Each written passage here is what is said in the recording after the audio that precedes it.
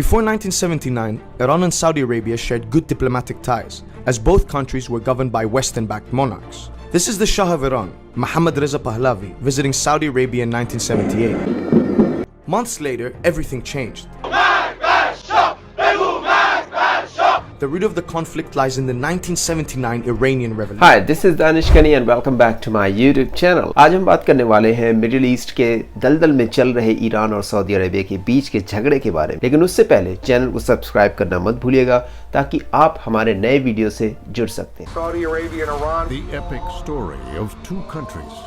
Saudi Arabia. Struggle के इतिहास को अलग नहीं किया जा सकता।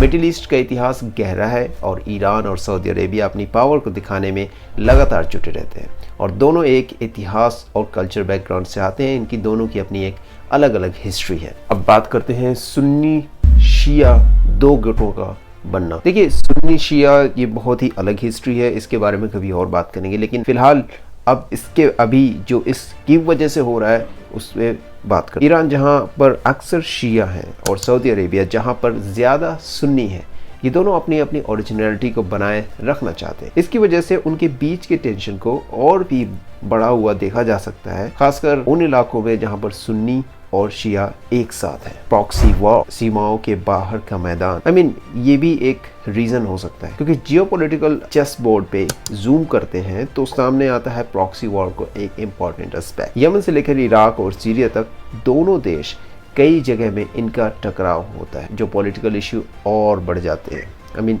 बढ़ा देता है। बात करते हैं इकोनॉमिक पावर और ऑयल मनी के बारे में। आपको पता ही है कि most of the middle east countries produce करती है ऑयल। तो चलिए पैसे की बात करते हैं जो जियोपॉलिटिकल्स में बड़ा खिलाड़ी होता है। सऊदी अरेबिया के बड़े तेल कुएं ने इसे इतना मजबूत बनाया है कि वो ये जो आर्मी है, इंफ्रास्ट्रक्चर है और जो भी चाहिए उसको हेल्प, वो सारे बहुत कुछ हासिल कर सकता है सिर्फ ऑयल के इम्पोर्ट से। वहीं ईरान जो इकोनॉमिक चैलेंजेस और काफ़ी सारे बैन का सामना कर रहा है तो उसके सफ़र थोड़ा मुश्किल हो जाता है। थॉट प्रोसेस या फिर आइडियोलॉजी के बारे में डिफरेंस क्या है, यहाँ पे मुद्दा थोड़ा खतरनाक हो जाता है। जब बात आती है आइडियोलॉजी, क्योंकि most of the middle east countries follow करती है इस्लाम और most of the middle east countries Islamic countries कहलाई जाती है। तो कहीं पे शरिया लॉ, कहीं पे किंग का राज, कहीं पे, लेकिन ईरान बिल्कुल अलग है क्योंकि यहाँ पे जो आइडियोलॉजी है वो बिल्कुल डिफरेंट है। ईरान अपनी शिया पहचान के साथ और Saudi Arabia Sunni Wahhabi identity के साथ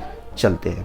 ये दोनों आइडियोलॉजी का डिफरेंस भी उनके बीच का एक मेजर पॉइंट है जिससे आज तक वो साथ नहीं है। मैं यहाँ ये कहना चाहूँगा कि हम एज ए मुस्लिम अगर रियली अल्लाह को मानते हैं तो ये छोटे मोटे इंटरेस्ट हटाकर एक साथ होना पड़ेगा हम सबको, ताकि अमेरिका जैसे डिवाइड एंड रूल खेलने वाली कंट्री हमारी ideology which is one God one life को ख़त्म ना कर सके। चलिए आगे बढ़ते हैं। ग्लोबल मीटिंग्स और इम्पोज्ड सैंक्शंस। ग्लोबल मीटिंग्स बहुत बड़ा किरदार निभाती हैं, खासकर इस मामले में कि कैसे एक कंट्री आगे बढ़ रही है, क्या उसका स्कोप है, क्या प्रोजेक्ट्स उसके इनिशिएट होने वाले हैं इन फ्यूचर। तो सऊदी अरेबिया का काफ़ी पुराना रिश्ता है वेस्ट कंट्रीज़ के साथ, स्पेशली अमेरिका के साथ, जिसने पॉलिटिकल गेंस में अक्सर सऊदी की हेल्प की है। वहीं ईरान इंटरनेशनल सैंक्शंस का सामना करते हुए एक बहुत ही मुश्किल घड़ी में आ खड़ा हुआ है जो उसकी ग्लोबल इकोनॉमी में पूरी तरीके से हिस्सा लेने में इनकैपेबल बनाता है। दाद देने वाली बात ये है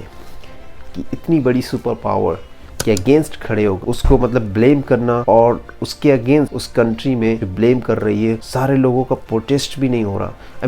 nobody is protesting against the regime.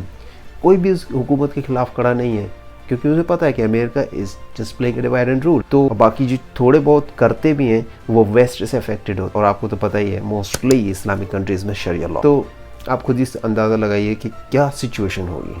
In short middle east में ईरान और सऊदी अरेबिया के बीच का स्ट्रगल एक बहुत ही कॉम्प्लेक्स कहानी है। जैसे कि हमेशा पॉलिटिक्स के मैदान में जो कुछ होता है वो दिन भर में बदल सकता है। आपका क्या कहना है इस इशू पे?